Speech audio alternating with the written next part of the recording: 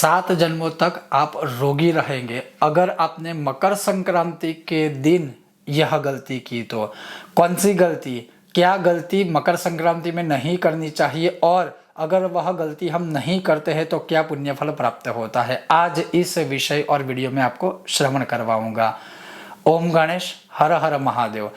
अगर आपको आज का यह विषय वीडियो पसंद आता है तो लाइक कीजिएगा, शेयर कीजिएगा, चैनल पर नए हो तो सब्सक्राइब करके घंटी का चिन्ह दबाइएगा। तो चलिए शुरू करते हैं। तो मकर संक्रांति के दिन अवश्य ही ब्रह्म मुहूर्त में उठने की कोशिश कीजिए, प्रयत्न कीजिए। अगर ब्रह्म मुहूर्त में ना भी उठ पाए कोई चिंता नहीं, दिक्कत नहीं, लेकिन जहां तक हो सके सूर्य उदय हो जाने के बाद कम से कम 1 आध घंटे के अंदर उठना चाहिए। हाँ, कोई अस्वस्थ है, छोटा बच्चा है, कोई बीमार है, कोई मतलब नाइट शिफ्ट की जॉब करके आया है, वो सारे नियम एक अलग है।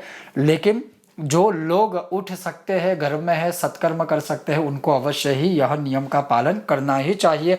और वो नियम कौन सा है कि मकर संक्रांति के दिन जो कोई भी मनुष्य प्रातः काल स्नान नहीं करता, या उससे भी अधिक कठिन भाषा में लिखा है कि मकर संक्रांति में कोई भी मनुष्य जब स्नान नहीं करता है तो वह 7 जन्म तक रोगी रहता है। और इसका वजह या इसी की वजह से कभी कभी कुछ समय में या इसी जन्म में हमें भी लगता है कि ऐसा हमने कुछ नहीं किया फिर भी ये कैसे हो गया।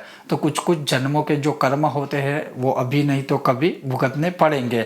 तो ऐसा ही यह कर्म भी है कि अगर संक्रांति में, मकर संक्रांति में अगर स्नानहीन मनुष्य रहता है तो उसको 7 जन्मों तक रोगों का सामना करना पड़ सकता है।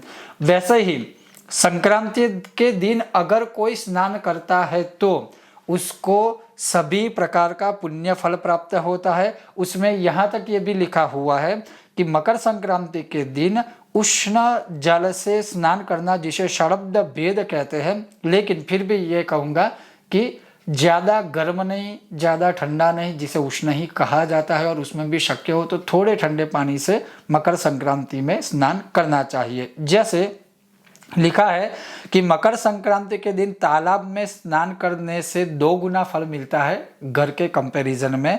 वैसे ही नदी में स्नान करने से 4 गुना फल प्राप्त होता है। महानदी में 100 गुना अर्थात 100 गुना फल प्राप्त होता है। 2 नदियों के या 2 महानदियों के संगम में स्नान करने से उससे भी ज़्यादा 4 गुना अर्थात 400 गुना फल प्राप्त होता है। गंगा जी में स्नान करने से 1000 गुना पुण्य फल प्राप्त होता है। गंगा और यमुना जी के संगम में स्नान करने से 1000 से 100 गुना अर्थात मान लीजिए कि 1,00,000 गुना भी आप कह सकते हो, उतना फल प्राप्त हो सकता है।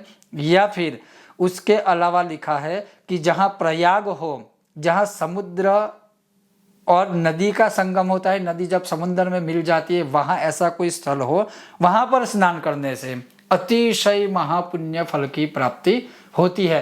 कहने का तात्पर्य है कि मकर संक्रांति में एक तो यह गलती नहीं करनी चाहिए कि उस दिन स्नान ना करें या फिर लेट स्नान करें या लेट उठकर स्नान करें।